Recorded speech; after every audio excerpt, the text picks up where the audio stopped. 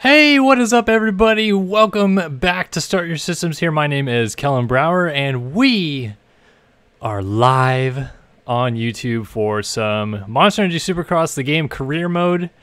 We're going to jump back in the 450 class. This is round 7, I think, at Minneapolis. 6 or 7. And we're going to keep doing the stock racing, I guess is what we're calling it. So I'm just going to be on a stock KX 450. The only thing I don't think I even put suspension on it. Let me actually take a look while I think about it right now. We'll go here. That's the factory one. This is what I got right now. I don't think I have anything on it. I mean, it's all in the 7s. This like the factory one, lowest is braking power at 9.3, but this one I almost have nothing on it, so it's all low 7s or high 6s.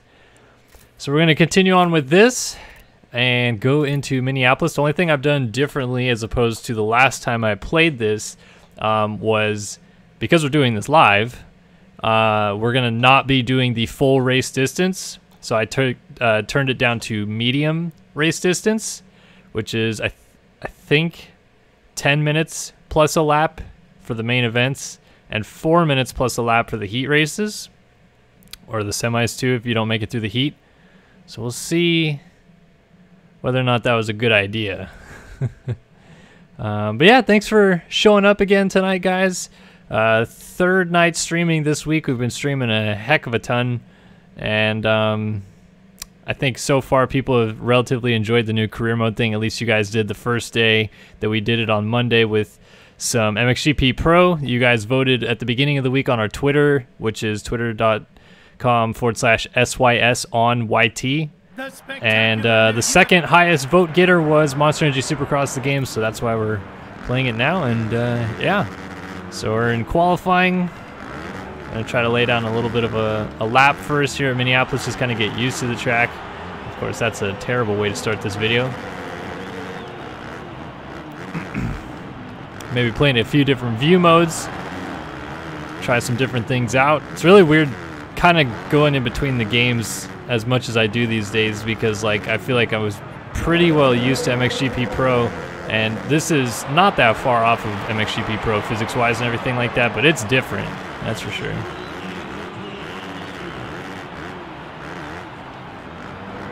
Almost jumped on a tough block. I feel like the Kawasaki has just got such a satisfying sound in this game too. It's just real throaty, real deep. And again, I still wish that they did a better job of making bigger whoops in this game. These small whoops that they use on these tracks are so trash. Alright, up to third, but a second back of Dungey, so let's try one more lap here. Didn't think I'd get the jump. Minneapolis is a track I really haven't played a whole lot of in this game. Definitely pretty familiar with the layout of the track, as I raced it in sim. I actually almost won a heat race in on this track in the 2017 250 East Pro Championship. Led 4 laps of that heat race, and then in the main event thought I had a pretty good start, and my pseudo teammate Tyler Schmidt hung a hard left 15 feet before we got to the first corner and took me out, and ended up finishing 17th. My worst finish of the season right here. So I know this track a little bit too well.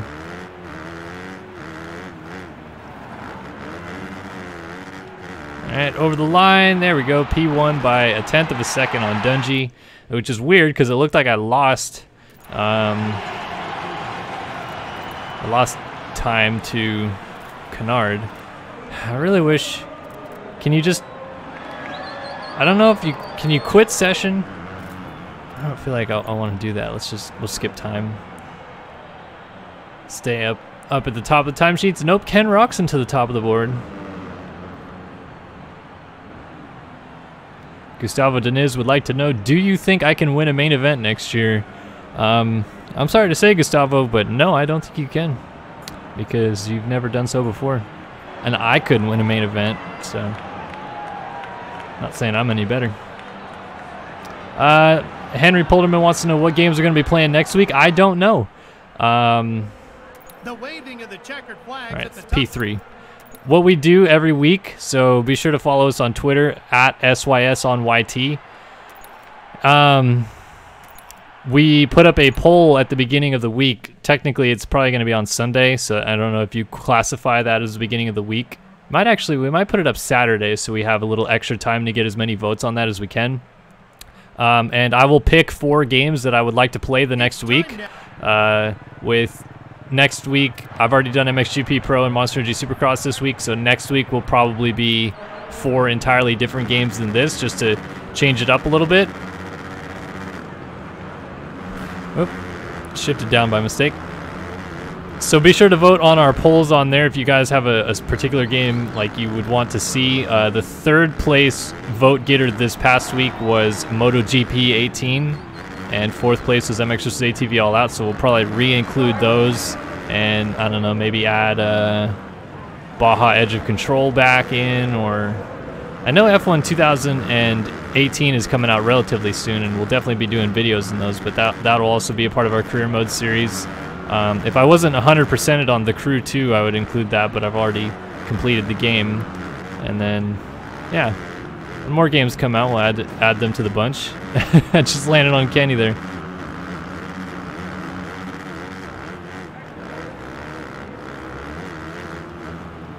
I like that this challenge on the stock bike. It really is pretty hard to beat these guys. Like, they make you really kind of work for it. Also, is the game too loud for anybody? If it's kind of drowning out my voice or anything, be sure to let me know. I want to make sure we're not... I would love to play Forza Horizon 4, but what I'd also need to do first is get an Xbox 360, or Xbox One, because I don't have one. I have a PS4, and I actually had planned on getting an Xbox One over the summer, but kind of decided against that and instead spent thousands of dollars, it seems, to get tickets for my wife and my dad, and plane tickets and hotel and everything to go to Motocross Nations this year. So I felt like that would be more fun than an Xbox One.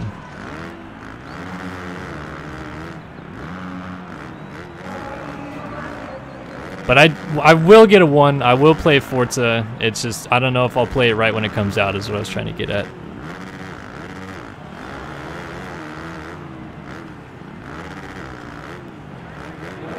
Oh, it's on PC this year? Well, I didn't even know that. Oh, come on.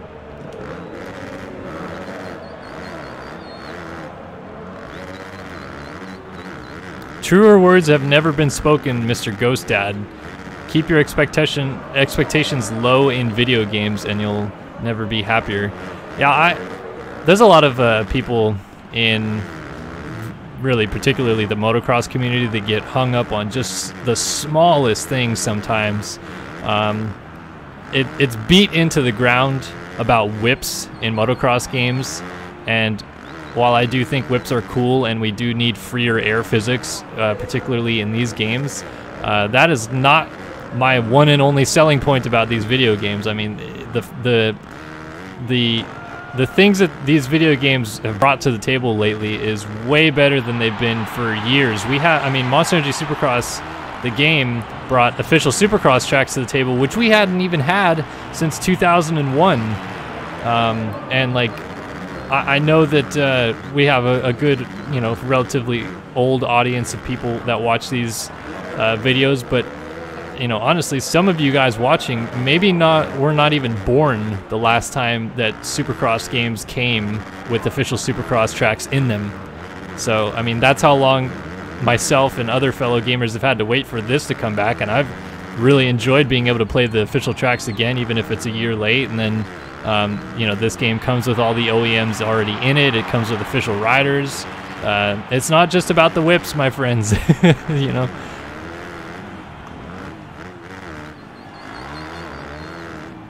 So yeah, I guess if Forza is coming out on the PC, then I'm going to be getting it on the PC. So there you go. Yeah, Forza it is.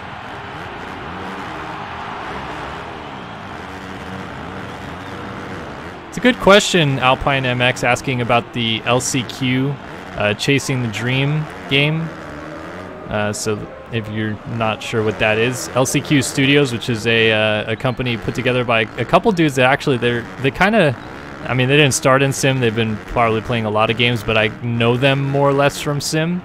And they've been putting together this game called Motocross Chasing the Dream for the last couple years, which is, I believe it's going to be a PC exclusive, but I don't know if they've announced that yet or not. I do know that they've had a couple recent videos and pictures highlighting the rider that they now have implemented into the game, because a lot of it was just the environments, and now they're finally getting the rider in the game with some ragdoll physics that they're showing off and stuff like that. So I think the last video I saw about that game was maybe,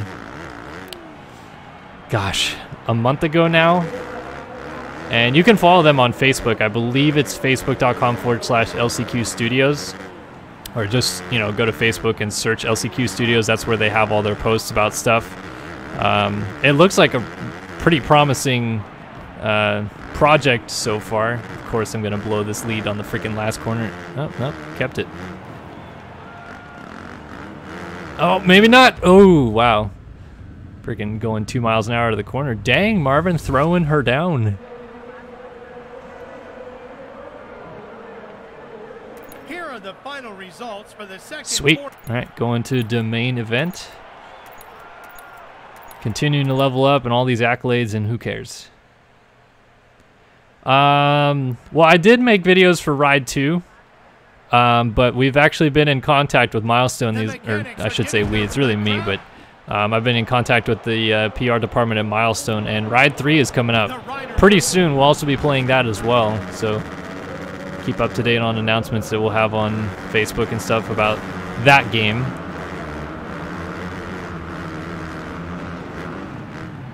Oh, yeah, these guys just blew the tough blocks out, and I almost got the whole shot.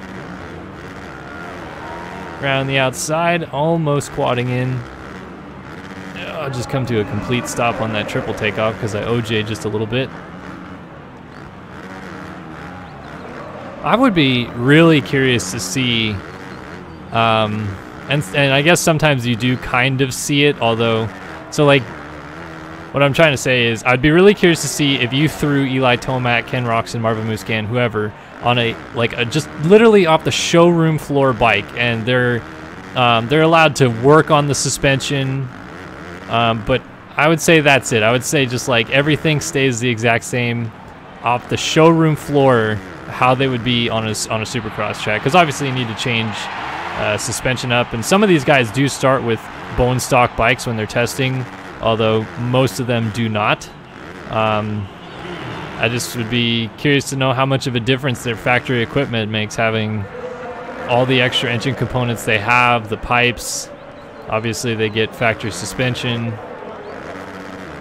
because this is a rough approach to it, that I'm on a stock bike in this game, and it's still fairly easy to beat these guys on realistic mode, but obviously this is a video game, so you can't even kind of compare it to real life.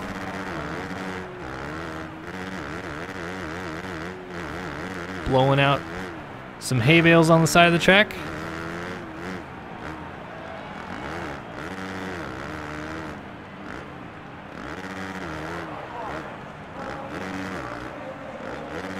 Can I do a video of MXGP Pro? I don't know what you're talking about, my dude. I've already got like 20 videos out in that game. You can head over to our main page right now, click on playlists, and there's literally a playlist, probably like the third one in, called MXGP Pro videos.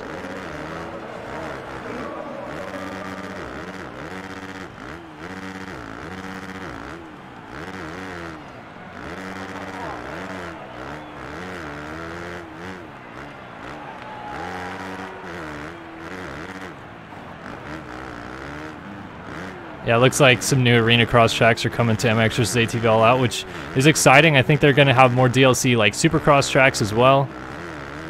Be curious to know if the arena cross track that they're showing off, though, is one of the official tracks from this year. I know that one of the tracks that they raced on in the arena cross series went into a tunnel underneath the stadium, like it does in that video that you guys are talking about right now. What up, Clemente21? Yes, I am going to the Motocross of Nations. See you there, bud.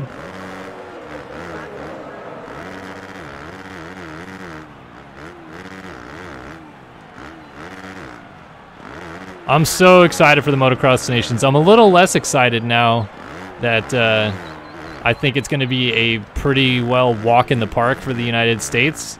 I kind of mentioned it before in a lot of my videos, but I really try to stay as unbiased about everything as I can. I'm American. I root for the USA, of course, but at the end of the day, what I really want to see is like good racing. Like, I don't want to go to the Motocross Nations and see just complete boring single file walk-away races. I'd like to see battles and a little bit of drama, you know. So while I do want to see the USA win, I wish that it would be maybe a little bit more of a challenge than I think it's going to be. I think the USA is going to walk this thing all the way home because if I'm being 100% honest, I think Justin Barcia is the worst rider on Team USA this year, but I think he's better than all the riders on Team France, who's probably the second best team still, despite not picking Marvin Musquin. I mean, I think Barcia, because he's on a 450, is going to beat Ferrandis in the one moto that they'll square off with each other.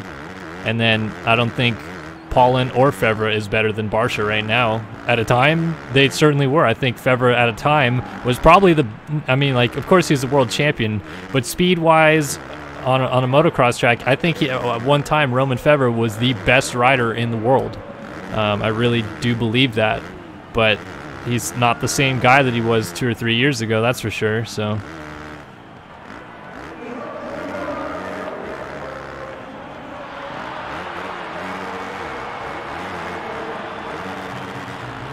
But yeah, I'm super excited. I've never been to the Motocross Nations before. I really wish I would have gone to the one in Colorado, because that's kind of the closest it's been to me in recent memory. Budds Creek is literally the other side of the country from where I live on the West Coast. Colorado's still not that close, but I you know, wish I would have gone, but I don't know. Kind of tough to take days off from high school sometimes, and I don't know. I don't really have a good excuse for not going in 2010. And then they were going to have it at Glen Helen last year, and it was going to be magnificent because I was going to have a bunch of friends stay over at my place. We're going to have big parties. I could drive to the track. Nope. Move it to Matterley Basin instead. And then I'm trying to convince my wife that now that we're going to go to the Motocross Nations for the first time in my life, that I would like to make it a habit to go every year to the Motocross Nations from then on after. So like I go for, you know, however many years it goes for, just continuing to go and go and go. So I'm talking her into going to the Netherlands next year. I think I can get her to do it. We'll see though. I mean, I would really enjoy in general going to Europe and exploring. I always tell her that, because she wants to go back to Europe too. She's been to England, Switzerland, France, Italy, and she wants to go back and explore Germany and Spain and all the other countries she hasn't been to. And I just want to go, period. But I always tell her, I'm like, hey, if we're going to Europe, you damn well best bet that we're going to a GP if it's nearby, or even if it's not nearby. Hell, say if we're in England and the GP's in Italy, well, you best bet we're getting on a 5-hour train ride, because I'm going to this GP. And sure as heck, I want to go to the Motocross Nations in Europe. Everybody I talk to in the industry has always told me that Motocross Nations in Europe is better than it is in the USA. Of course, I've never been to one, so I can't openly speak to that. But what you see on TV and the atmosphere of the videos I've seen, like, the Euro fans get into it. Like, not only do they get into the race, but they are not afraid to dress up or bring chainsaws, or, you know, they have all those little smoke pouches that it's wild. It's a crazy event, Motocross Nations in Europe. Yeah, Josh Dean, I am going to do a vlog of the Motocross Nations. Hadn't really talked much about that, but totally going to do one of those. Anybody I meet there, as long as you guys are okay with it, give me verbal consent, I'll probably include you in the video. Can't include people under the age of 18 in the video without them consenting. But yeah, I would love to meet as many people as I can this year at Redbud, and definitely going to vlog the heck out of it. No question about that. Oh, coming from a dead stop.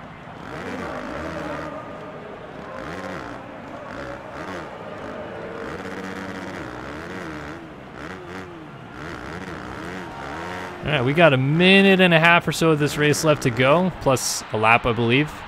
And just been a steady little gap. I'm not going to paint my entire body red, white, and blue.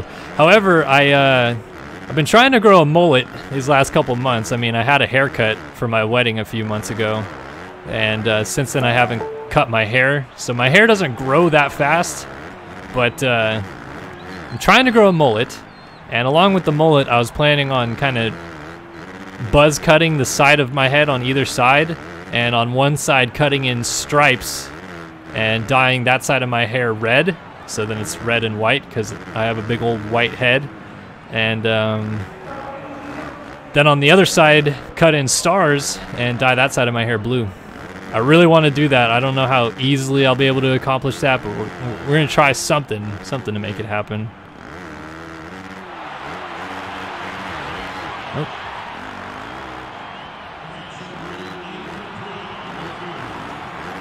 Jeez, I'm just all over the place. Still got a pretty big gap on Roxon, even though I've just been flubbing these last few laps. for the sake of all of us, cut the mullet.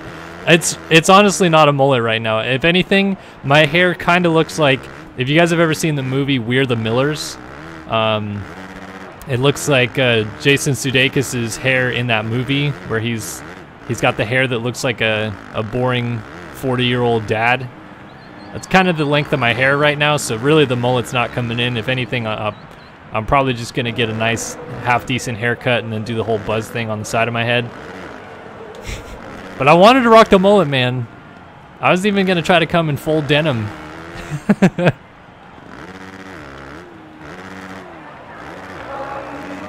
Yeah, I mean, I got married. It was 2 months ago last week I got married, and so my hair was not like buzz then, but it was a much cleaner haircut than I have right now. And my hair doesn't grow fast. I've got, my leg hair is ridiculous, but I can't grow a beard and I can't grow my hair very fast. I don't think that's a sign of balding, because I don't have any spots of balding yet, but yeah, I mean, I can't grow hair very good. White flag. Well, I'm not a dad yet. Soon to be, I'm sure. My wife has a say in it. I'm 25 years old. Delicious. 25 and a half, I guess, if you're physically counting months. But, yeah.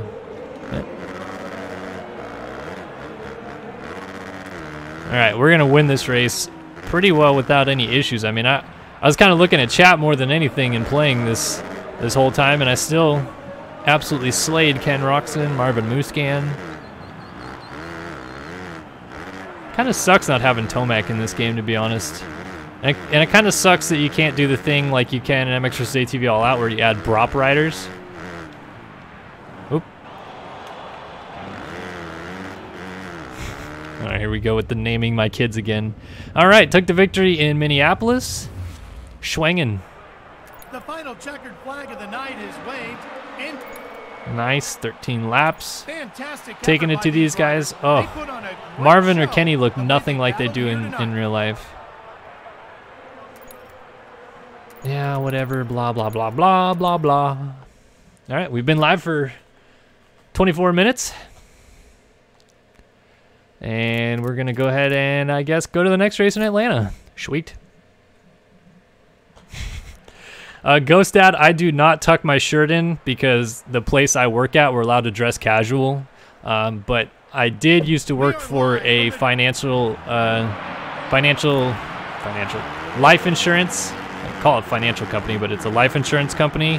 I worked for them a couple months ago and then left to go to the company I'm at now. And yeah, I used to have to tuck in my shirt every day, obviously, because it was professional. It was business professional. I was pretty much wearing suits every day. The only thing I wasn't wearing was a suit jacket, but tie, dress shirt, etc., etc.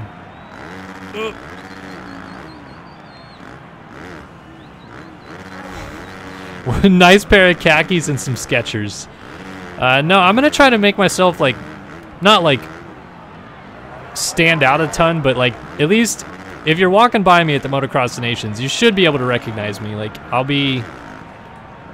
telling you what my hair is going to look like, but I plan on wearing SYS like clothing and merch, and you know, I'm going to be Americaned out, and I'll be with a 62-year-old man and my 24-year-old wife walking around. So I mean, it makes sense. And if you see a guy that has emo style hair, and he's probably wearing a Yamaha shirt, I'll also be with him. That's my friend Nate. So yeah, he'll be cruising around with me. All right, I'm not gonna do this whole thing. And people said I could quit session, so I'm gonna. All right, cool. 1 lap and I was fastest qualifier. This looks like it's gonna be pretty easy. Oh, thanks, Licious. I'm your favorite dirt bike YouTuber, man. Come on, you know Adam C. and Cerullo has better videos than me.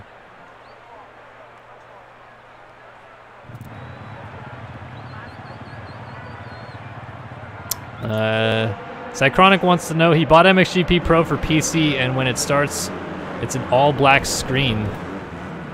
I don't really know what to do. Maybe try uninstalling it and reinstalling the game would be my uneducated guess. But, I mean, like I said, that's uneducated. I don't know how much that's really going to help. Because I don't know why you'd just be getting a black screen unless you have a computer that isn't able to handle it. But obviously I don't know your PC specs, so I can't say whether that's true or not. Ooh, almost quadded that guy.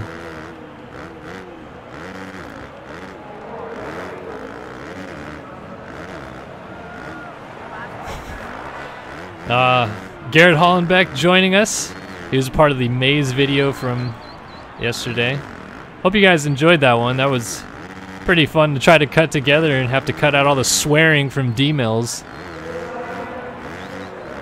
You reinstalled the game 10 times, huh, Cychronic?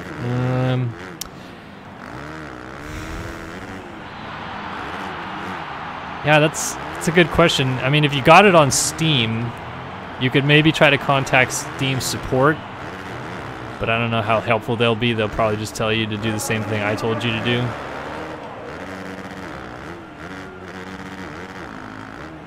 Ah, darn.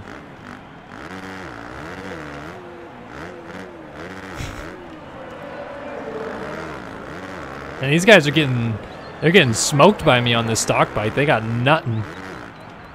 You can't tell me nothing. Swearing is caring. No, honestly, like I mentioned this in the live stream in MXGP Pro on Monday, but I'm not too fond of like swearing excessively. Like a few curse words here and there. Yeah, sometimes you really need to, when you're emphasizing a point, maybe drop the F-bomb, but I don't think it's something that, like, sometimes people really overdo it, and for no real positive reason, in my opinion. And I mean, I talked about it in the video again, but I don't swear at work. I don't swear with my wife around. I don't swear with my family. I swear when I'm with just my friends and we're dude broing it out and we're at the track, but I wouldn't say I do it a ton, so I try to keep it as clean as possible.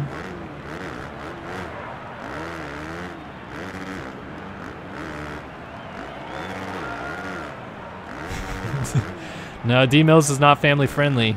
He also would like to break my femur because I got him suspended from, I think, the 2013 Portuguese Grand Prix in MX Simulator because he cut the track like 3 times, and I protested him. And then I met with him in person at Loretta's in 2014, and he did not break my femur, so he missed his opportunity, but he still wants to break my femur.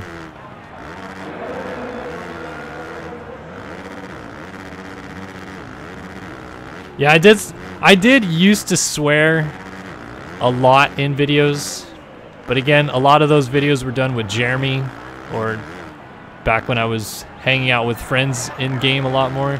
I don't talk to many people at all right now. Like I have a Discord server that I hang out with some of my friends, but most of them don't come on. So it's really just to jump on and hang out with you dudes, play some games, talk about them. Maybe put a controller through my window if I'm not doing too well in sim, and have a good time if we can.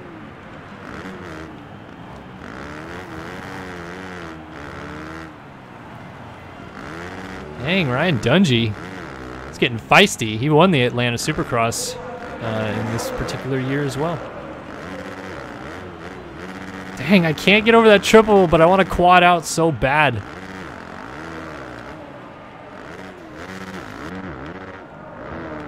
Do some onboard action here for a bit. Nope, blew the corner. Stuck on the bail. Stuck in gear.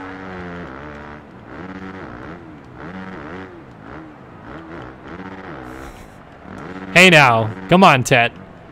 I told you, Spinelli and I, we shared a beer over that. We said it was good times. You can't hold that against me when there's people in Sim every day dropping KYS and things like that.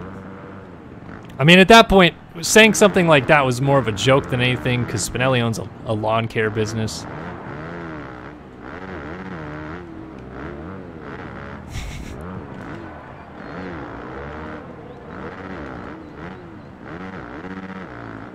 We do not need drunk Kellen. Whoop. That's a good answer to that.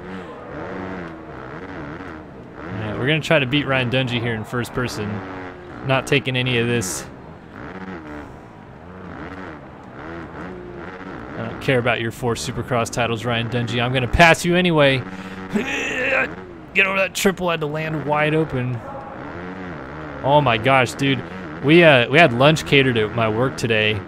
I had a bacon burger. It was delicious, but oh my god, I bit my tongue so hard because I was so hungry. I just went deep on this bacon burger, man. I was just like all about it. And I started munching down, and before I knew it, my tongue was in between my teeth, and I was I think it bled a little bit too with how hard I bit it. I gotta slow down with my eating sometimes.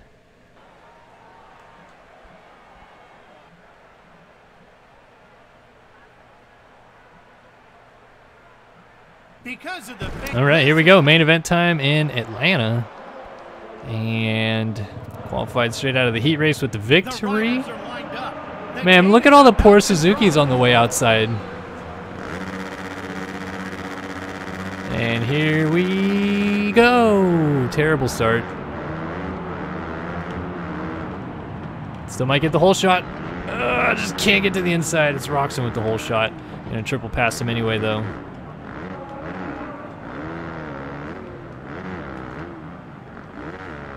Oh, get that quad. Oh, man, that was actually pretty sick.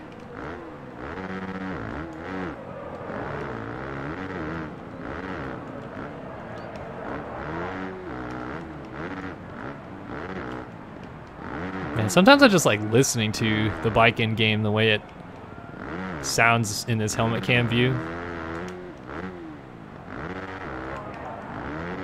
Yeah, I wish this was MX Sim, Robros.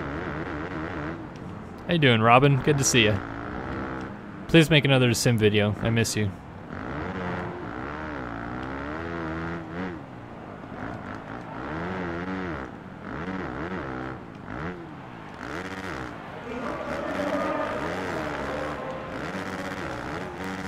Coming up short. Still gonna go for the quad. Nope.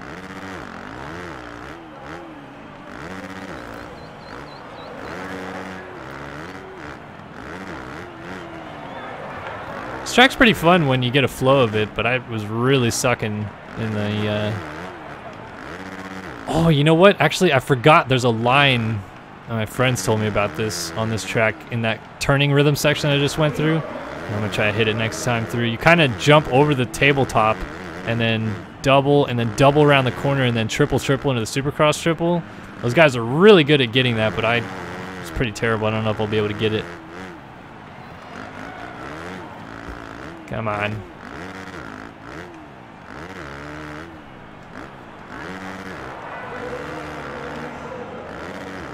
Cychronic Sim is worth every penny, in my opinion. Honestly, it really, I would say, is my favorite game of all time. I definitely don't play it as much as I used to anymore. I'm not as good at it as I used to be anymore either. And I probably more than I have in the last 6 years. I forgot to take the line this lap.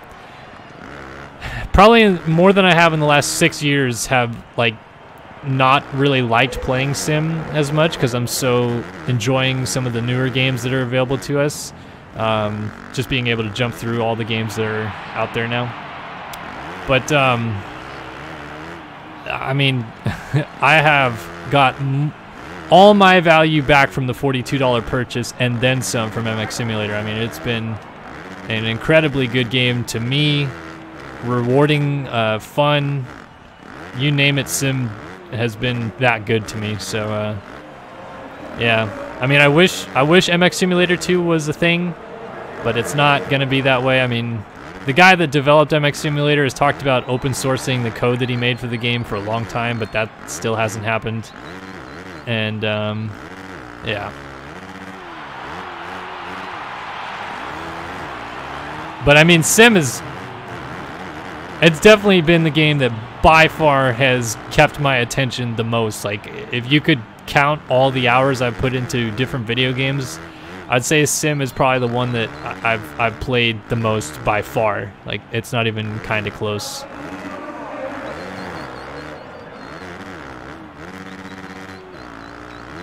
Ah, there we go. Got that quad clean this time.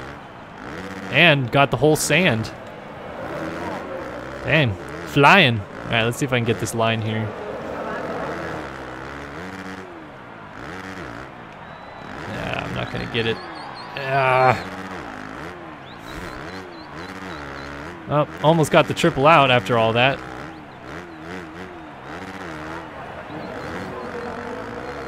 There is no discount code for Sim. I'm sorry. And no, I know you keep asking, but I'm not gonna buy it for you. Just being honest here.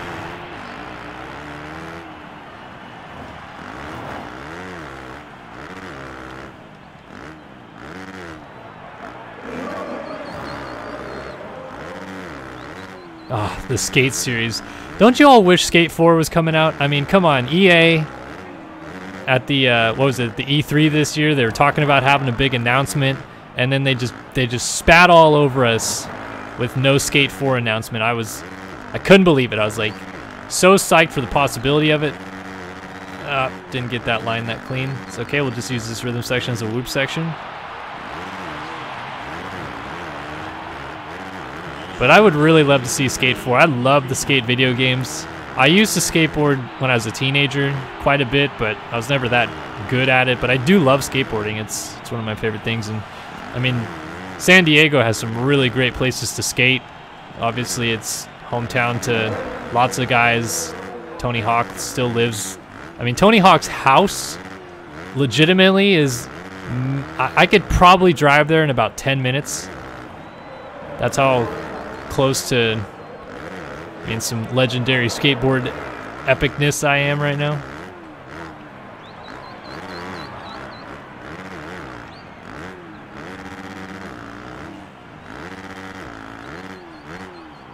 Oof. Yeah, I know. Okay, so Session looks pretty good, but I don't know, man. We'll see, I guess.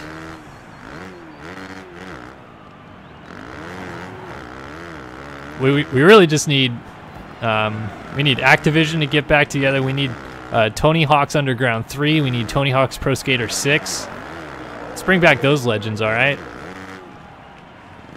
Could you imagine if the original Tony Hawk's Pro Skater levels were remastered and they used Skate... I didn't really like Skate 3's physics, but if they used Skate 2's physics and had remastered level of Tony Hawk's Pro Skaters original levels, oh my god, I think I'd have a heart attack. Love it so much. Ryan Childhurry wants to know if I'll ever be good at Sim again. No, I probably won't be. Sim is a unique game in that you have to put a really good amount of time into it to stay good at it. A lot of my friends that were previously champions in the game, like Mikey Owen comes to mind. He was, when I started playing MX Simulator, Mikey was really good at the game. Like, he did stuff that I wish I could have done, and I don't think I still ever was able to do. But if I play with Mikey now, even as crappy as I am at the game, I mean, he's almost kind of beginner level with how much he hasn't played it, and he won everything on a 250 in 2012. Supercross, Nationals, Motocross Simulator of Nations, all of that he won in 2012, and now he's worse than most people I know.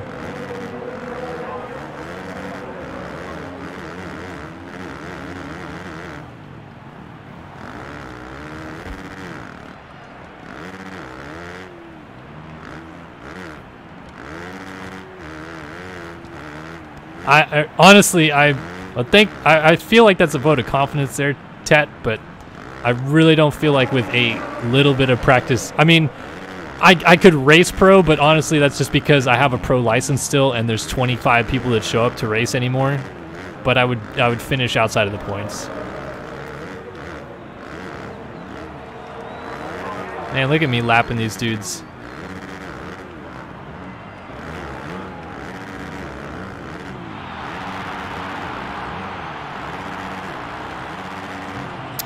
What do I use to record? Are you talking about right now? Like, what are we streaming on? Or are you asking what do I use regularly? Because there's two different answers there. If I'm streaming right now, I'm actually using Streamlabs OBS, which is an OBS like standalone program by Streamlabs, which I'm using to do, like, if you're ever so kind enough to donate during this broadcast, which you can do by clicking the donation link in the description below, or you could use Super Chat. Streamlabs overlays your guys' donation on the screen, so you guys can be ever so proud of it, and I would be ever so happy if you guys did. But that's what I use for streaming. As for recording, I use NVIDIA Share is what it's called now. It used to be called Shadow Play. I still kind of call it Shadow Play.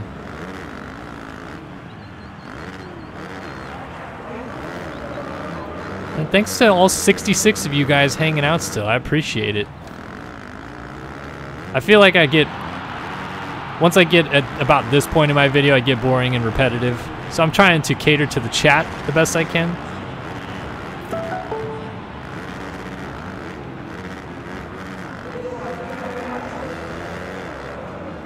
Man, these guys are making it so tough for me to hit my lines, bro. Come on, I'm trying to quad up right here. Yeet.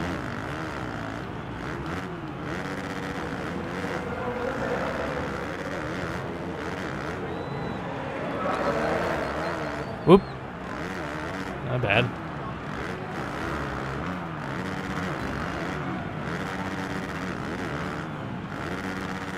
Nah, come on. Quit blowing smoke up my tush, Tet. You know I'm not good at this game anymore.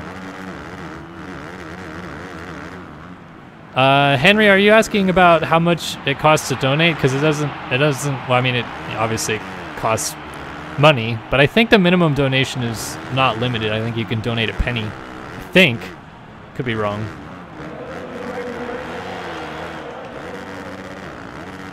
Yeah, tried tire tap, didn't work.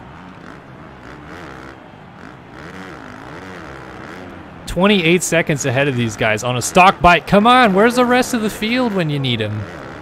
This is too easy. Hashtag too easy. Alexis Leclerc, IZI Racing, easy. Yeah. Talk about drama, man. That MX Simulator race last night and then the forum debate afterwards. This final round of MX Simulator Nationals is going to be ridiculous. Love it. Oh, I didn't realize that was the final lap. All right, took the victory. Sweet. Sounds good to me. What a tremendous sport. Fantastic, Ralph Shaheen. Thank you for cheering me on. Oh, it was amazing. I appreciate it, my dude. Shalf Raheen.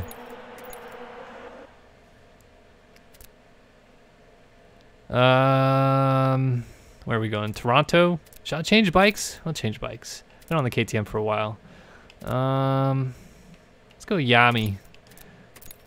And we will go to this. Customize. Go to...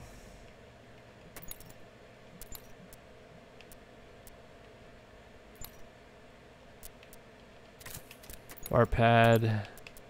Blue. Hand grips. Do pro taper. No, let's do Renthal. Just keep it Renthal all the way across the board. We get the half waffle blue grip here. Hand guards we'll remove. Suspension. I actually want to take the race tech off of this. Stock. Exhaust. Stock. Brake discs. Stock. Rims. Stock. And tires. Whoops. Stock. Oh, they already were stock. It's kind of weird.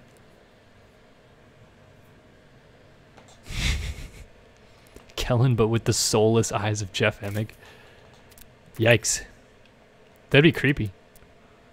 I almost have the gold bike unlocked. I'm only 20 levels away.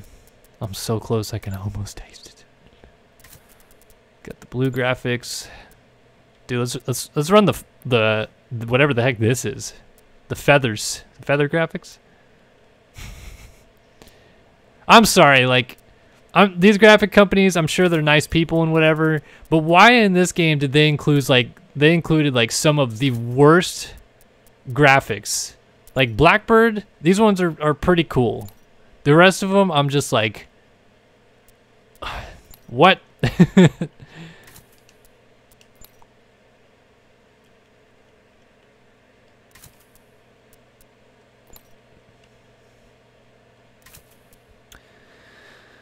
So there's that, and then components, levers. Let's just go all blue.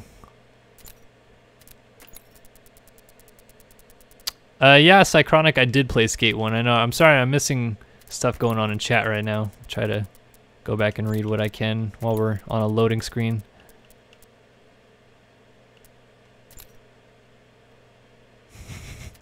Koa Bond, munching down some ribs. I dig it.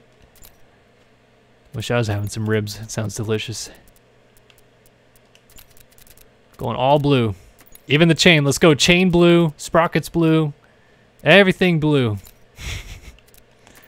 We get the tires colored blue. I remember when Pirelli at the Monster Cup one year had yellow tires? Oh, good times. Blue earthing. Blue nips, blue spokes, blue hubs. All blue, all day, all earthing. Nice. All right, now we'll go to custom rider. We'll edit this guy. Suit. I think it will suit me well to go with 7 gear. Let's try something different. A TM spokesman?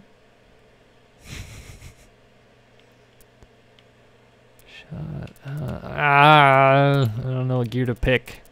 Dude, let's go with the polka dots, right? Oh, yummy. And Troy Lee is one of the baddest dudes at designing stuff. His helmets in the 90s were sick. But some of the new gear that Troy Lee Designs comes out with, I don't know, man. I've never been sponsored by TLD, but I feel like they could do better, just being honest. A Charbis. I don't know what to wear, man. Might as well just pick something and run with it. How about Korax gear, huh? JT?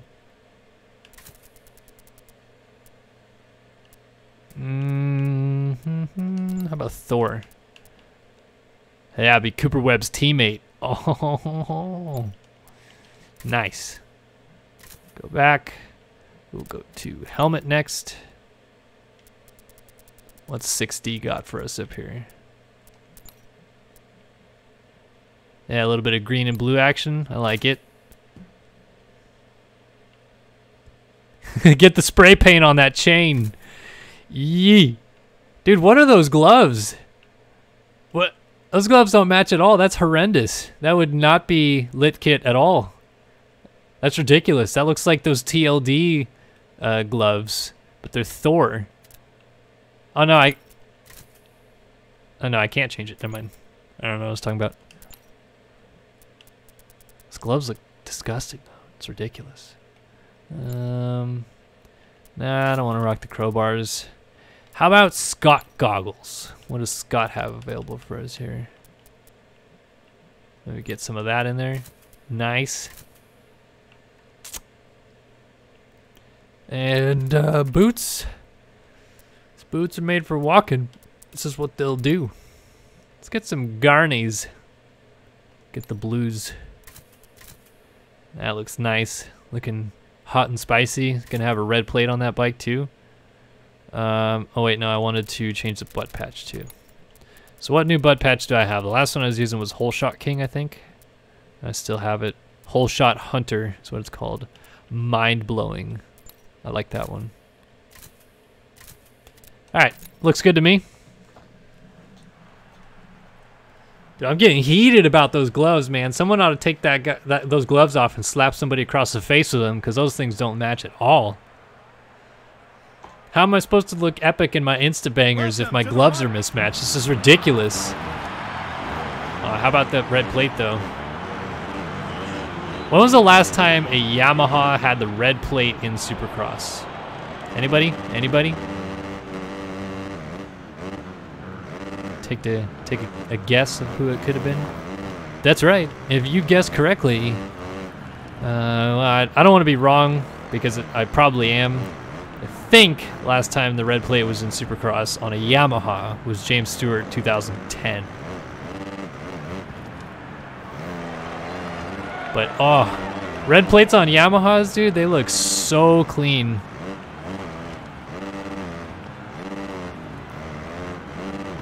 Oop. Dude, look at this. It just looks like a blue mess in my like wheel. It's like a gray wheel, but then like a blue mess all on the inside. When I go over a jump, you'll see. Yeah, Ryan Cow. I'm sorry, I'm probably mispronouncing your name. Chowdhury? Chowdhury? Or Cowdery? Did guess James Stewart, 2010. Alright, I don't really care about a qualifying time. Nobody. Who gives a crap? The waving of the checkered flags at the top. Blah, blah, blah. Blah, blah, blah. I was talking about 450s, boys. Cooper Webb and Aaron Plessinger, of course, have had the red plate. Last time a 450 red plate on a Yamaha. Damn, I qualified horribly. Look at this. Wow, I'm way out here. I got last. What the heck? All right, we're just going to have to hole shot from the outside, boys.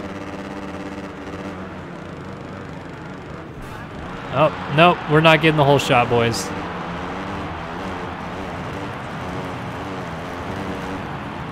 Just cut in. Oh, okay. Yep, I just went right into the sawmill there. I have not played Rust. I'm not a big like storyline FPS guy, which I know Rust. I don't think it is, right? I think it's like it's kind of like BioShock. Could be wrong, but damn, it's chaos in here. Oh. Yeah, I don't know if I've ever gone completely through like an FPS game. I think. Honestly, I think the last FPS game I fully went through the campaign mode, it was either Halo 3 or Modern Warfare 2, Call of Duty. That's how long it's been.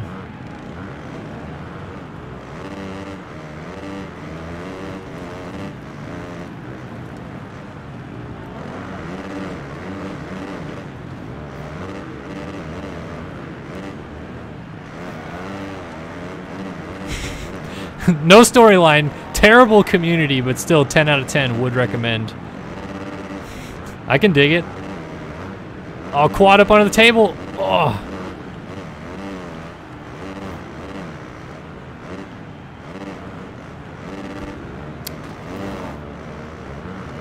What is your question, Ryan Dungy? What are you guys asking about Ryan Dungy? Oh, when was the last time a Suzuki had the red plate? Oh, yeah, okay. I don't think... Stu never actually did have the red plate. He was pretty close in 2014. I think after he won San Diego, he was only like a couple points down. But yeah, he never did, so I think you guys are right in saying that Dungy was the last guy. In Supercross, it had the red plate. Stu had the red plate outdoors on a Suzuki in 2012 for a couple rounds before he crashed at Colorado. That was in 2012.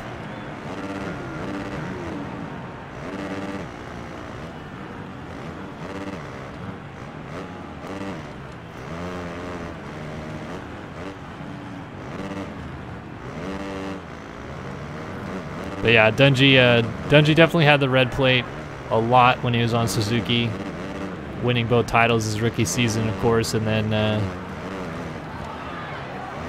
he led the points on a few different occasions in his follow-up season, outdoors and indoors. Man, Ryan Dungey's 2011 season is like such a woulda, coulda, shoulda season. He only lost the championship to Villopoto in both series by, I know in both it was definitely less than 15 points, but I think in Supercross he lost by less than 10. And he DNF'd Anaheim 2 with a broken chain, which is like a really freak thing. It snapped on landing off of a wall jump. And it wasn't a crash, it wasn't his mistake, it was literally just a snapped chain. And then he freaking ran out of gas at Freestone when the fuel boiled in his Suzuki. And he was leading the race then. So, I mean, like, if you give him the points back from Freestone, he wins the outdoor title. And then if you just say he gets like a third or a fourth that night at Anaheim 2, he wins the Supercross title. I mean, that's how crappy of a luck year Dungey ended up having. And he had other issues too, the bike not starting, Southwick. 2011 there, but geez, poor Dungey, could have had more. And Villopoto did, I mean, no question, wipe his tushy the next 3 years. Villopoto was eating Ryan Dungey for breakfast, but I would say in 2010 they were close. Maybe Villopoto was better, I'll give you that. But Dungey's consistency coupled with Villopoto's speed like made for really interesting championships then, and Dungey was really close.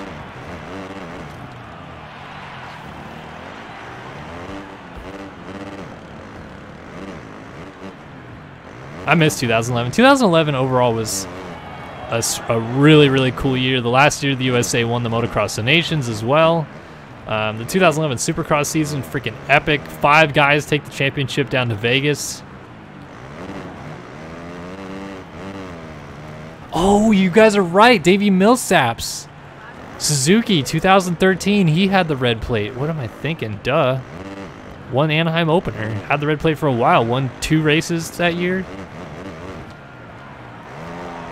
I don't know how I forgot that. I was there when he won the opener.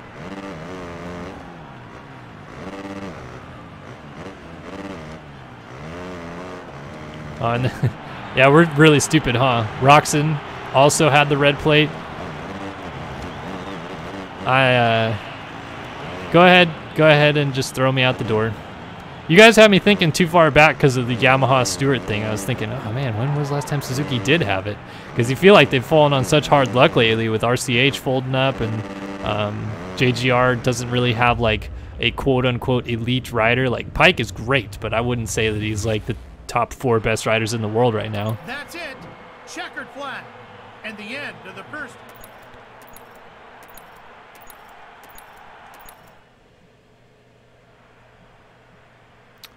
Yeah, Millsaps and Kennard, I feel like both fall in the category of like probably should have won a 450 title, got hurt way too often. Like, that's where I would put Millsaps and Trey Kennard if I could.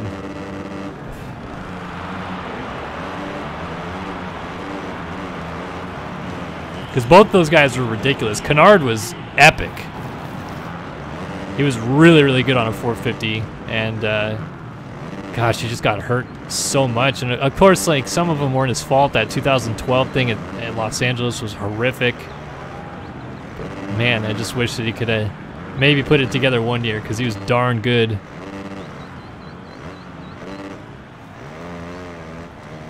Yeah, you guys bringing up Chad Reed, who was testing for JGR Suzuki yesterday, and now hot rumor is that because Bogle's out for the rest of the season, Pike needs surgery, and Justin Hill's sitting out this week anyway, that Reed might fill in for JGR at the final round at Ironman. It's kind of crazy. Wouldn't have expected that. That was really out of left field. I was hearing rumors about Reed and Honda, factory Honda, hooking up for some stuff. And then it turned into a possible Moto Concepts rumor. But that'd be pretty cool to see Reed out there. I don't think he'll do particularly well. He hasn't raced outdoors since 2015, but it's still cool to see him out there. Whoop, blew the corner. Jeez, I went from the lead and now I'm just going backwards. What am I doing?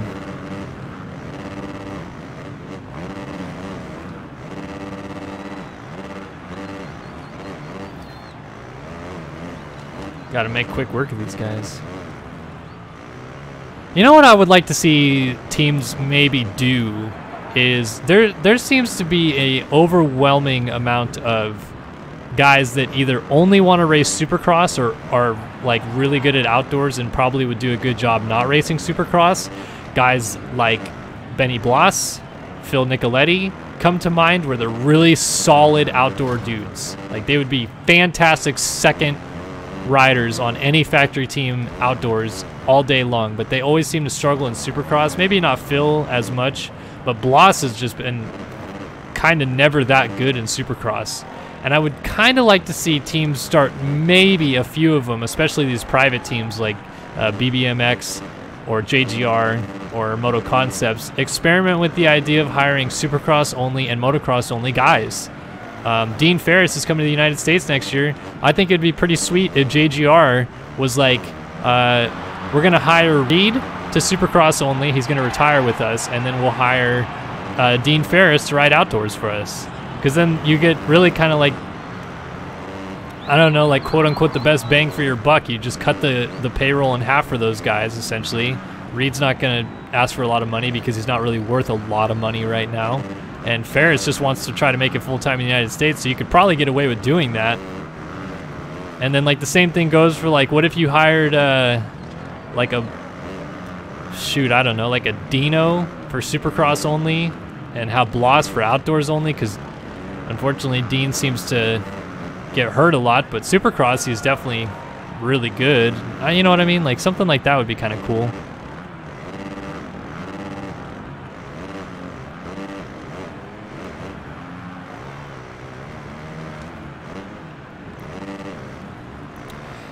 So, Ghost Dad, you're talking about Kennard, Millsaps. You could maybe throw Porcel in that same grouping that I mentioned about could have won a title, was hurt too often. But the thing about Porcel to me is that Porcel, if he just swallowed his pride a little bit, probably would have had a really good 450 career. And I think he did get a little screwed out of being the second guy at Kawasaki, and it sounds like that there was some foul play there because Villopoto just liked Weimer more than all this crap. But like if Porcel just swallowed his pride, he was the hottest free agent coming out of the lights class, but he was demanding a lot of money for teams that weren't Cowie and demanding to get on a Cowie, and neither happened. Nobody signed him. But if he had just said, like, you know what, like, I'll make whatever bike work, I'll go to you name it team, and I'll just try to make it work, and actually tried, because it always seemed like Porcel would get to a bike he didn't like and then kind of give up. I feel like Porcel could have won a lot of races. I thought he had fantastic skills in Supercross. He was really good outdoors, but he ended up like semi-retiring and then signing with Factory Cowie in Europe, and like it just all went south because he just wouldn't take less money.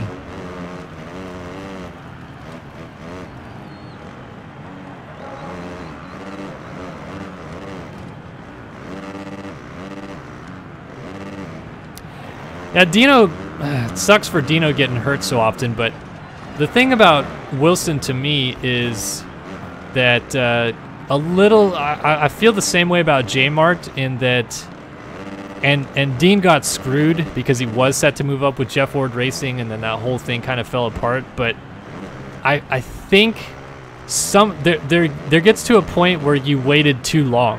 Like, you should have moved up out of the 250 class at a certain point and continued your great, solid, good streak of great riding.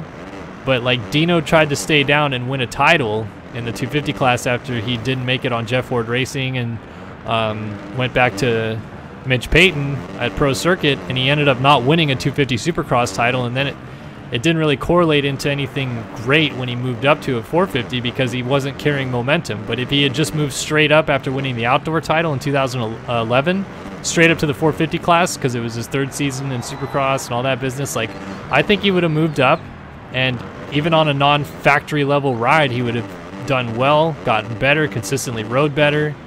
But I felt like he waited too long. I feel the same about J-Mart. Like, Jeremy Martin is really good, but I think he should have moved up to the 450 class after he won his 2nd outdoor title. Like, these guys are so keen on, I gotta win a 250 Supercross title before moving up, but I feel like that was probably the wrong move for J-Mart.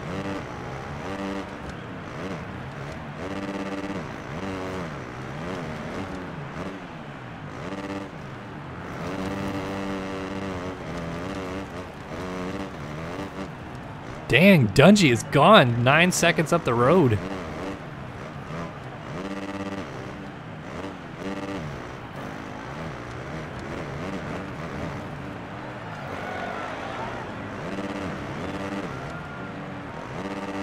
Wonder if I could catch him. I'm putting the focus face on.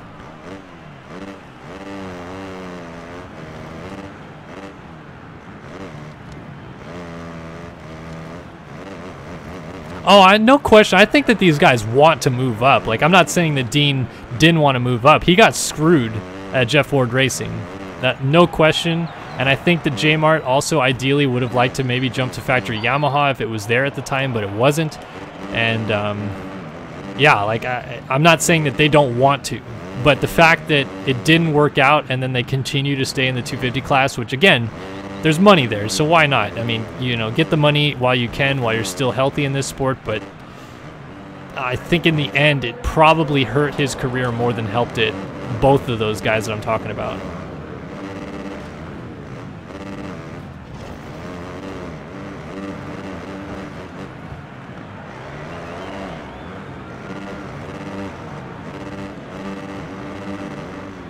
Because, like, imagine for a second if Seeley didn't get the factory Honda ride and he stayed down in 250s to try to win a championship with TLD instead.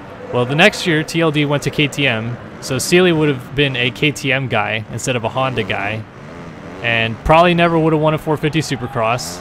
I mean, I can't guarantee that, but I'm just saying, like, that it just seems like these guys, instead of while they're on a roll and they're feeling maybe the best they've ever felt on a motorcycle in their life, are all set and ready to move up to the premier class, end up staying down just too long.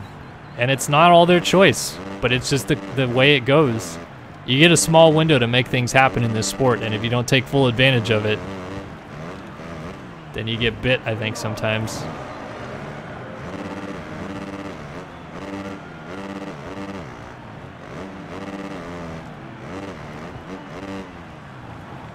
Gosh, keep blowing these corners. Get back up into 3rd, blow a corner, get back into 4th, blow a corner. Get landed on by Muscan and he falls.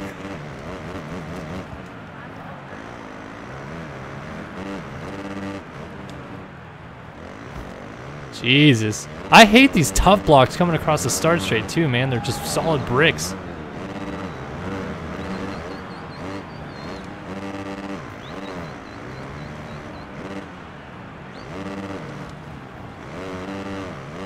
Get my absolute doors blown off. I want to at least get to read, man.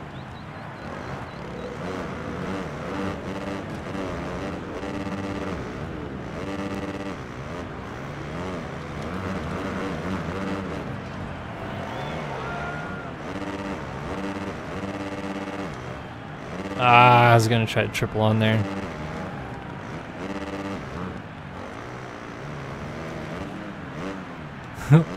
It's funny you can't say you say that you can't see Dean on a KTM, yet he was on factory Red Bull KTM for 2 years.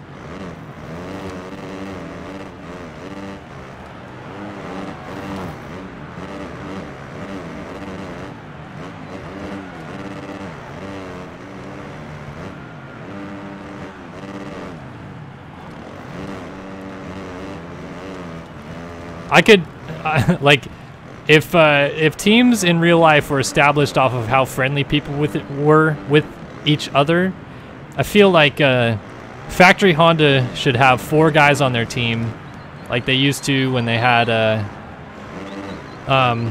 just anybody. They used to have 4 guys on their team all the time, but now they have only 2. But Factory Honda should have Seeley, Roxon, Adam Cianciarulo, and Chase Sexton on their Factory 450 team. Because that team would just be an epic level of charismatic people to get along. Oh, Dungey won the race. Trying to just get 3rd, beat Cooper Webb here. And we're going to get it. All right, so 3rd in that one. Could have been worse.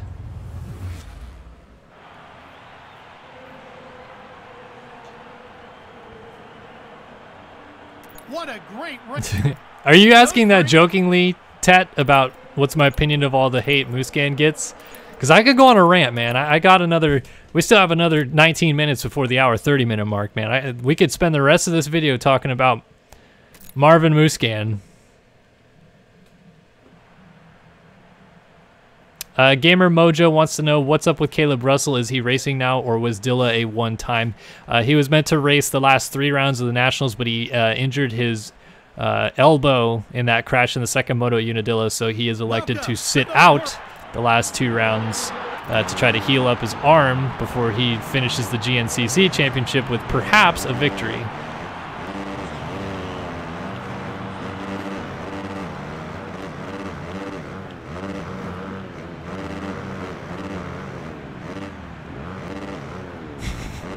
Oh, jeez. Do you guys really want to hear me go on rants about Musquin? Because I can. I really can.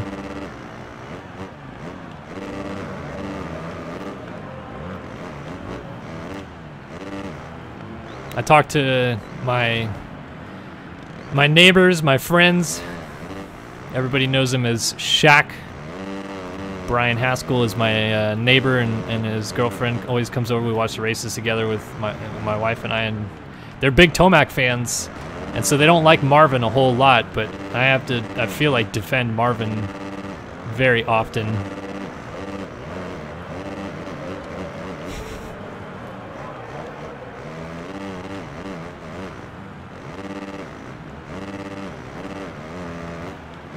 All right, let's talk about Marvin Musquin. Might as well, right? We have the time. I'm not a big fan of Marvin Musquin, I will say. I like the guy. I think he's probably the nicest guy on the circuit right now. And, like, I've followed his racing career for a while. But I'm not, like, a Musquin super fan. So I'll use that as a qualifier here because I feel like people are going to just say I'm swinging from his nuts. But I'm not, okay? The waving of the... I think Musquin gets an absurdly unnecessary amount of hate. There's 3 things that people always point... now there's 4 with this year, but there's 4 things that always point at that just love they just love to hate on Musquin for these 4 things. Number 1, cross jumping, which I don't think he does that much, and when he does, I think it's stupid that he does it, but he really doesn't do it that much. Some guys do it more than him, but he gets heated on for cross jumping. Number 2 is long podium speeches, which, you know what, I don't mind, because would we rather have these guys standing up on the podium, you know, thanking their sponsors repeatedly and just giving us the same robotic spiel? I mean, you almost could recite the Monster Energy Pro Circuit Kawasaki Thor Parts Unlimited Dunlop speech for how often those guys are on the podium and how much they said it. So people don't like him because of his long-winded podium speeches.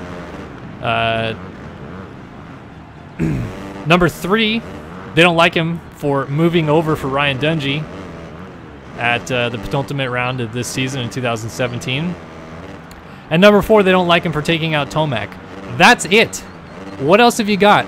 What else do you not like Marvin for? You found 4 things you don't like about him. I can find 4 things I don't like about anybody on the circuit right now, but I don't go and just flip people off and boo the guy and all this stuff like that. It's ludicrous to me. Like, he's, in my opinion, Marvin Musquin is probably in the top 3, definitely in the top 5 best riders on the planet Earth right now. And yet everybody loves to just say he's garbage, he should go back to France, he's a B-class rider, and it's absolutely ridiculous.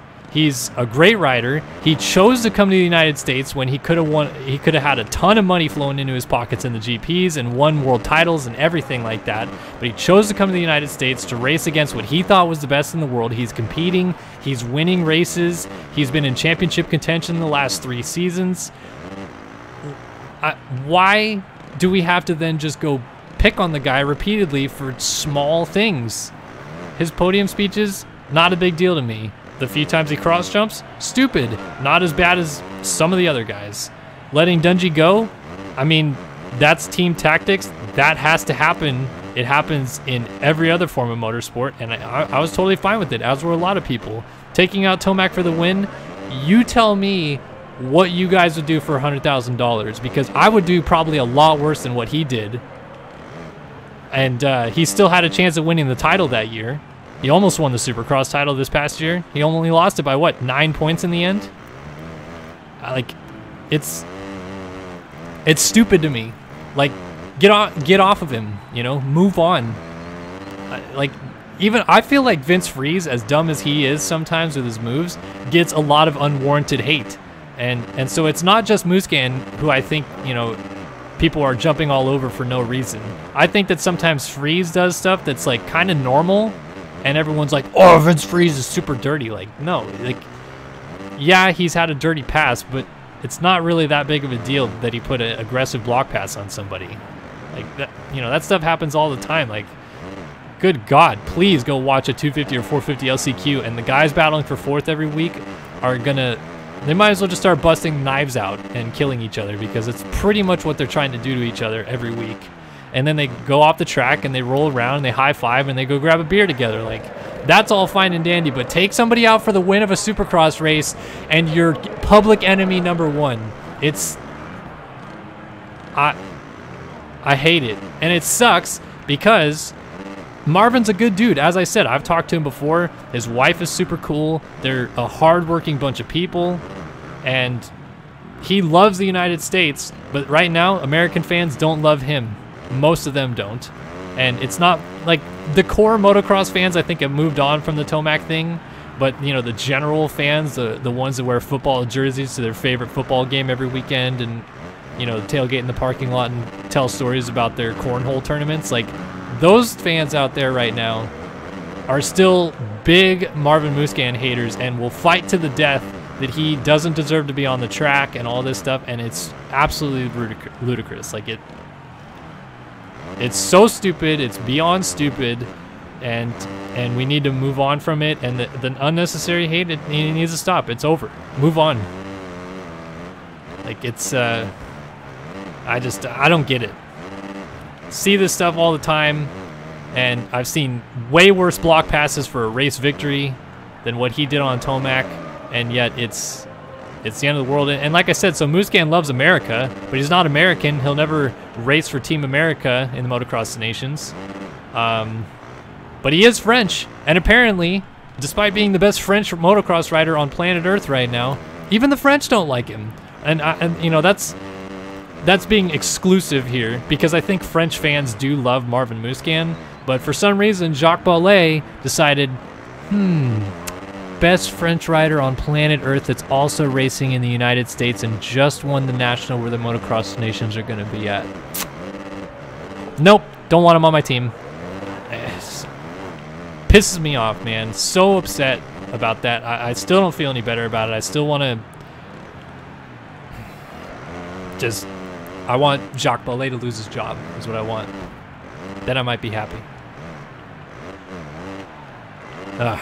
Anyway, that's a Marvin Musquin rant, and thankfully it only took up the heat race, because I could go on for hours. But like, honestly, like, Musquin isn't my favorite rider. He's not. I'm not trying to swing from his balls here, because he's not. Like, I prefer other riders to win the race. And honestly, I just prefer him and Musquin to have good battles every weekend. I don't care if Tomac or Musquin. If I prefer him and Tomac to have good battles every weekend. I don't care if Tomac wins every single race on the season. I don't care. Like, he deserves it, because he's a really fast rider. But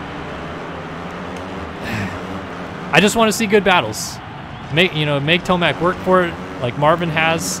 I mean, like, yeah, Tomac has been the class of the field this year. However, he's only 15 points ahead of Marvin with 2 rounds to go. Marvin Musquin still could win this championship. Like, it's not way out of the question that happens. He'll need a little bit of luck, I think, but I mean, what happens if he wins the outdoor title? Then everybody's just going to hate on him more because they're going to say he doesn't deserve it. Like when Dungey won the Supercross title by being the consistently best rider all season long and wins the Supercross title with more than enough points than what he was gifted from Musquin handing him the win at East Rutherford, but still everybody hates on Dungey and says he doesn't deserve it. Like there's rules in place. These guys know the rules beforehand. Tomac threw it away with a bad ride in New Jersey. That lost the title. You know, but whatever.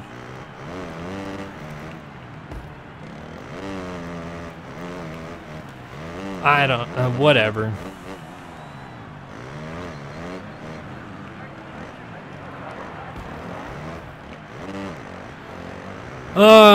Just heated about that. Still upset about the Motocross Donations. I freaking started the video by talking about my upset levels about it, and of course I'm gonna end the video on my upset levels about it.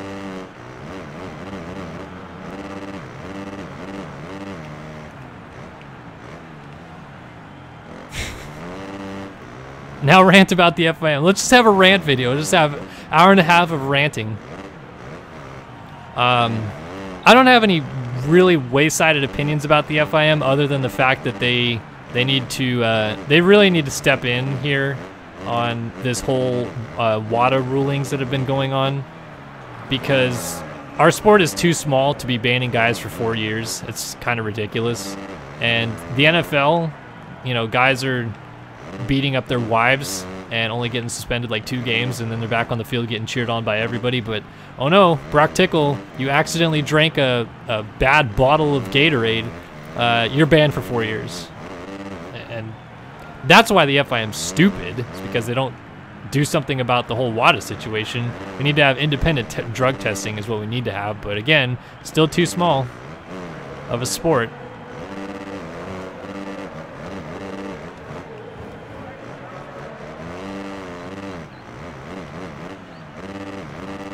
And so back on Musquin here for just a minute, because every time I rant about Musquin, it's always just me hating on Tomac is what people think. I again, could care less. Tomac, 24-0, cool beans, dude. Like, sounds good to me, but I would rather see a good race for it if he's going to go 24-0. Like, Ricky Carmichael was a legend, and I loved watching him ride, but I also didn't really enjoy seeing him walk away with the races all the time. And I feel the same way about Tomac right now. Like, when Tomac retires, it's totally going to be like, that guy was legendary. His speed was legendary and all that business. And oh, thank you, Jacob. I appreciate the donation, my friend, and the sweet sounds of the PlayStation 1 intro have played. A super chat has been donated, and the man, the myth, the legend, Jacob Zach Armbrinster with the donation. But yeah, I mean, I like Tomac. I'm going to be rooting, like, you know, my shirt. I'm going to have my shirt off, waving it on the side of the track of the nations this year when Tomac goes rolling on by. I'm cheering for him like no other. But yeah, I don't dislike Tomac, but I dislike fans that are so hard on the Tomac bandwagon that they will go out of their way to find something wrong with Marvin Musquin. What am I, your puppet ghost dad? I'm not going to answer another rant.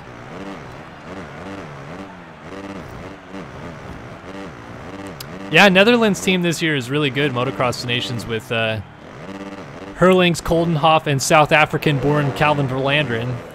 It's kind of funny because I knew Verlanderen lived in the Netherlands, and I want to say it was last year I mentioned how Verlanderen might get picked for the Netherlands team, and someone quickly said, "What? Verlanderen's from South Africa," and I'm like, "You're right. I'm sorry. You know, like I knew he lived in the Netherlands. I forgot he was South African, and then lo and behold, a year later, he's actually on the Dutch team." But yeah, that team's gonna be really good. They're not gonna win because Verlanderen might finish like 4th overall in MX2, so he'll probably get like a 12th in a couple motos.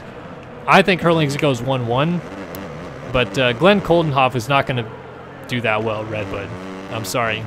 the Netherlands team is absolutely going to win the Motocross of Nations in 2019, so long as Hurlings is healthy. I will stamp that right now. A healthy Netherlands team wins the 2019 Motocross of Nations. But yeah, I don't feel like Koldenhoff's going to do well enough to make that a winning team. And so everybody loves to compare Hurlings and Tomac right now because they're probably the two best riders in the world. But the reason I think Hurlings goes 1-1 at the Motocross of Nations is because Tomac doesn't get great starts outdoors, and I know that they're going to start on the grate because it's MXGP regulation now, but Hurlings gets good starts. Like, he's not a bad starter, whereas Tomac is the opposite. And I think whoever starts in front of each other, like if Hurling starts in front of Tomac or Tomac starts in front of Hurlings, that's who's going to beat them.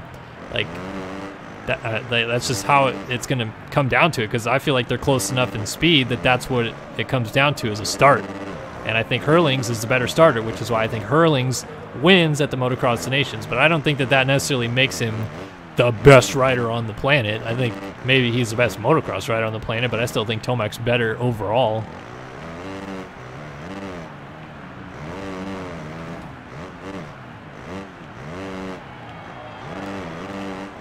Yeah, I would say that at least of the teams that have been picked so far, because we don't know what like Great Britain's throwing out there.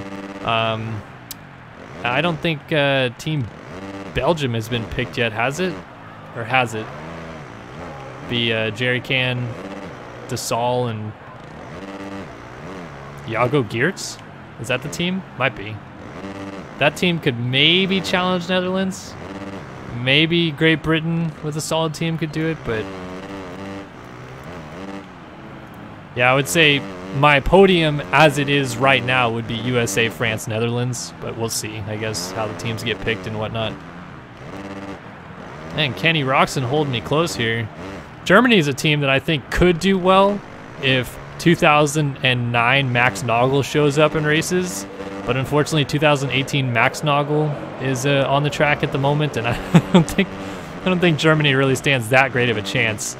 Because Jacoby's not bad. Jacoby will be like probably the 10th, 11th best MX2 guy there, which isn't great, but I mean, when you factor in all the MX2 guys, it's really not that terrible. So, you know, Roxon will be a top 5 threat both motos, and then Nagel will just struggle because I just don't think that he's the same rider he used to be. But I mean, I like the German team.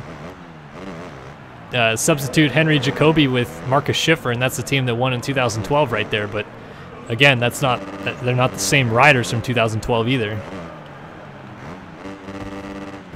Yeah, Roxon got picked for Germany. He's gonna race.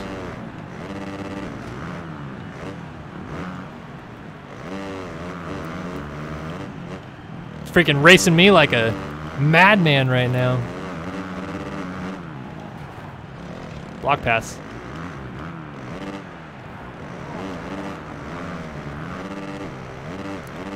Oh, trying to send it. Almost got that jump.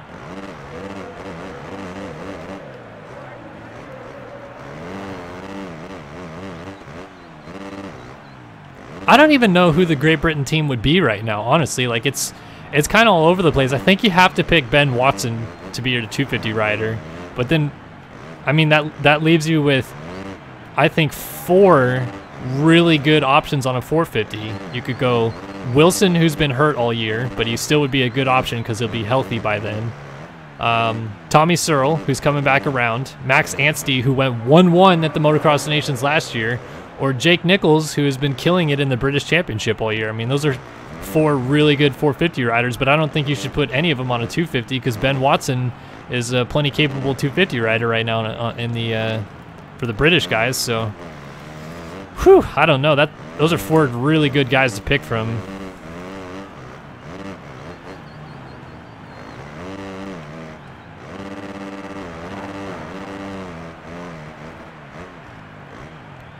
Whoa, wait a minute. Indigo Knob saying Team Belgium? Okay, no, I read that wrong. I thought you were saying Jago Geerts was in the MXGP class. I was like, what in the heck? Yeah, that's right. So DeSalle MXGP, Geerts in MX2, and Van Horbeek in the open slot. Conrad Muse? You really think Conrad Muse over Ben Watson for MX2? And for Great Britain? I don't know, man. I think Ben Watson's the better choice there. Oh, we've crested an hour and 30 minutes. And almost right on cue, we're about to end this race. So this is going to be the last lap here of the live stream. Thank you guys for all hanging out, though. Again, big thank you to Mr. Arnbrister for the donation. Really appreciate it. You guys are always welcome to donate. If you guys donate while I'm off stream, even I will. It'll pop up on my dashboard, so I'll be able to thank you the next time we come back on stream. But I hope you guys enjoyed this live stream gameplay. Are you guys enjoying this? Are you enjoying the live streamed version of it, where you guys get to actually talk to me? Hope so. So we'll come over the finish line here. We'll take a look at the results and we'll wrap up. But yeah, like I said, hope you guys are really enjoying this. We'll have the poll go up on Twitter probably on Saturday for the next one we're doing.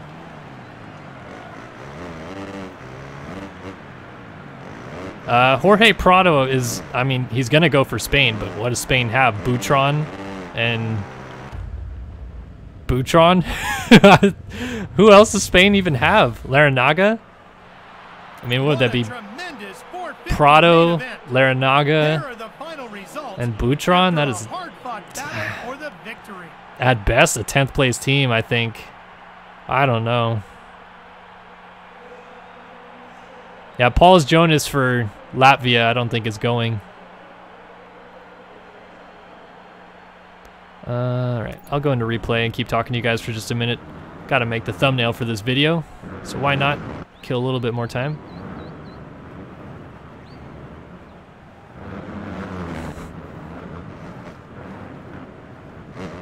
Go to the time when Roxon was battling with me.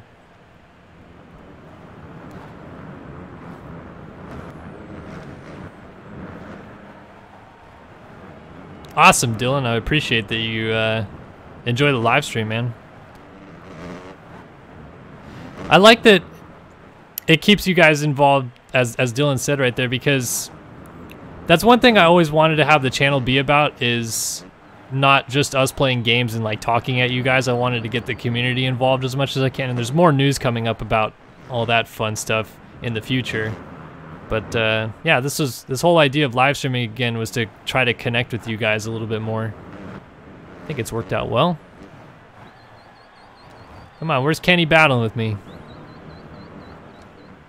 Well, Australia's already been picked. It's Lawrence, Kirk Gibbs, and shoot,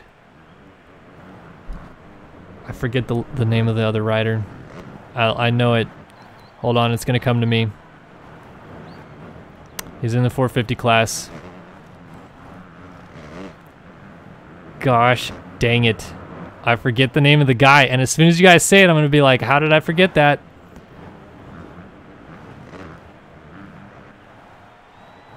Jesus, how do I not remember his name? It's not Clout.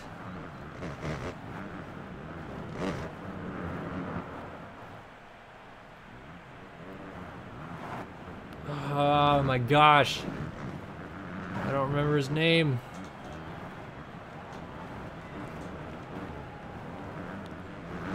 Alright, we're finally battling Roxon here so I can slow it down to normal speed. Hunter Lawrence, Kirk Gibbs, and it's killing me.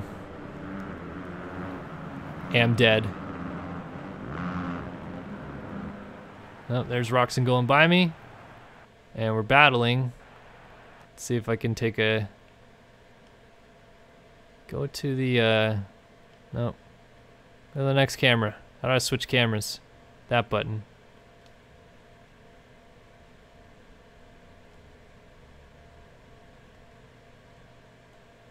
That's a good one right there.